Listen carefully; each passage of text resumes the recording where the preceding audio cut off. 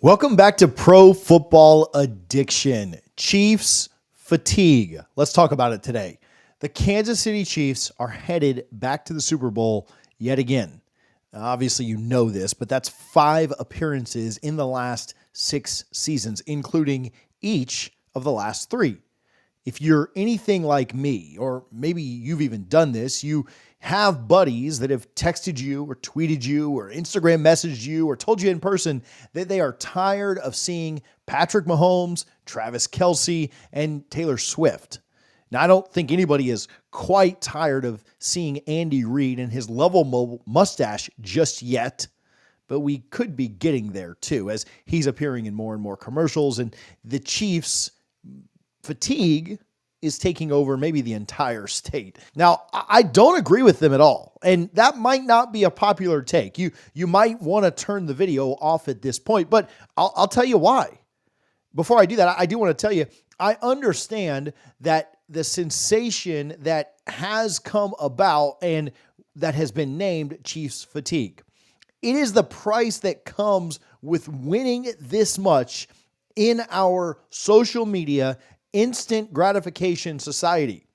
The things that we initially loved or were at least intrigued by as sports fans gets put in our faces over and over and over again. And annoyance starts.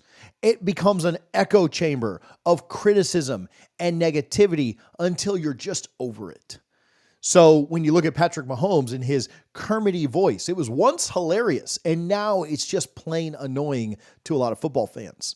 The constant officiating breaks and the Taylor Swift aspect of it all maybe doesn't help either. But Nate Burleson of CBS made a great point the other day, and it's one that I very much agree with. Burleson said, if you're not a Chiefs fan, that's okay, but resist the urge to fall for the narrative that we're tired of seeing them win, that we might be fatigued of watching KC go to the Super Bowl over and over again. You are witnessing greatness, and just be happy that you're alive to see it and alive to be there. And he's absolutely right. We are in the middle of watching one of the best runs in NFL history. There are several reasons why, but just look at the great athletes of all time. Your Mount Rushmore of athletes. Is Gretzky on there? Is MJ on there? Is Rafael Nadal or Djokovic or Federer on there? Is Tiger Woods on there? Is Serena Williams on there? Guess what they all did at the highest level? They won, and they won consistently. Now, some people will take shots at the Chiefs for this, that, and the other, but listen, they built what they've got right now. They weren't gifted just an absolute prodigy of a quarterback. They went up and traded for the rights to him after 9 other teams passed on him. Back when he was drafted, top 10 was considered incredibly early. Andy Reid has certainly pulled a 180. He struggled for so long to win in Philadelphia before finally breaking through. And then Travis Kelce, I understand why there's an annoyance with him. And again, I'll mention Taylor along with him, but he might be the best to ever do it in the playoffs. Now, I'm old enough to remember the Michael Jordan Bulls dynasty. 2 three-peats. Michael Jordan wasn't widely disdained, though. He was a spectacle that drew fear and admiration both. It was also pre-social media. I had a buddy, John Kurtz, who runs a YouTube channel on here. You should go check it out if you like college football. But he talked about how Michael today would have been hated. Because what we seem to do is we hate on greatness. And one of the big reasons we hate on greatness is, again, because it's shoved down our throats. It's put in front of our faces over and over and over again. Nike and Gatorade and other brands back in the 90s weren't constantly throwing Jordan at us the way that social media does today. Now, Jordan also took a break from basketball. Maybe that helped his lore and popularity, but the idea that greatness could be taken away from us that quickly maybe added to the real-time appreciation for what he did. But MJ also had to suffer. I've talked about that before here. There was a time it was before my time, but he had to endure losing, getting ridiculed, being called a ball hog, and then he finally won. And he kept winning. Maybe that's some of the reason for the Chiefs' fatigue. Mahomes never really had to suffer as a superstar.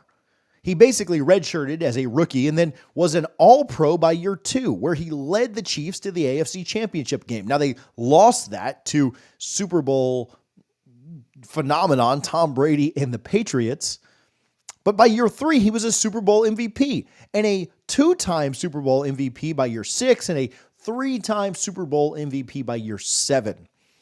He also hasn't had a true rival that he's had to face in Super Bowls. Tom Brady's the closest, and they only got one matchup in the Super Bowl, and that was once Brady left for Tampa Bay. Jimmy Garoppolo, Jalen Hurts, Brock Purdy, it didn't really create the same fear or tension like having another superstar quarterback that you had to duel against. His rival now is Josh Allen, and the Chiefs keep on dismantling them in the AFC Championship. So there isn't much drama to it.